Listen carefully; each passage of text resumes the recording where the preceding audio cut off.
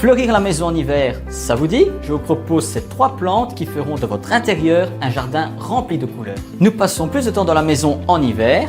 Si vous travaillez, profiter du jardin est difficile. Alors oublions la grisaille. Une véranda ou une pièce bien éclairée pourra facilement accueillir des plantes aux ambiances chaudes. J'ai choisi ces 3 plantes. Soyez attentifs, elles n'ont pas les mêmes exigences. Aussi appelé le cactus de Noël, le Schlumbergera fleurit en hiver lorsque les jours sont très courts. La floraison apparaît au bout des tiges qui sont composées de pseudo-feuilles. Les couleurs généralement sont rouges, roses ou jaune orangé. Et pour l'exposition, privilégiez plutôt un coin lumineux de votre maison pour que la plante se développe correctement. Pour son entretien, un rempotage tous les 3 ans suffira, c'est pas une plante qui est pressée de grandir. En revanche, si elle devient trop grande, vous pouvez la tailler, mais attendez la chute des fleurs. En bonus, c'est une plante qui est très facile à multiplier. Vous avez simplement besoin de quelques feuilles, vous descendez et avec vos mains, vous arrachez une tige.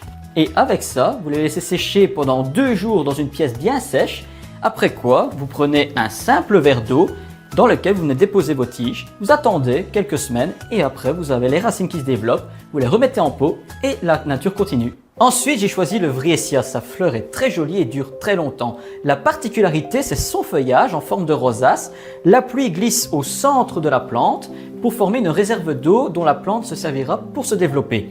Et pour la petite histoire, dans leur milieu naturel, des grenouilles viennent pondre au cœur de la plante pour que les têtards puissent se développer. L'avantage avec celle-ci, c'est qu'il ne faut pas beaucoup de terreau, ça lui sert juste d'ancrage. N'oubliez pas, elle pousse dans les arbres. Par contre, pour l'exposition, c'est très important, il faut la placer dans un endroit lumineux mais sans soleil direct qui risque de brûler le feuillage. Et pour terminer, j'ai choisi le Guzmania. Vous l'aurez remarqué, il ressemble fort au Vriessia. Et c'est normal, ils font partie de la même famille que sont les Broméliacées. Et ce que j'adore chez celle-ci, c'est sa fleur qui est très jolie et hyper colorée. Elle est très rigide, ce qui fait qu'elle dure très longtemps. Et surtout dans la maison, elle apporte une touche d'exotisme.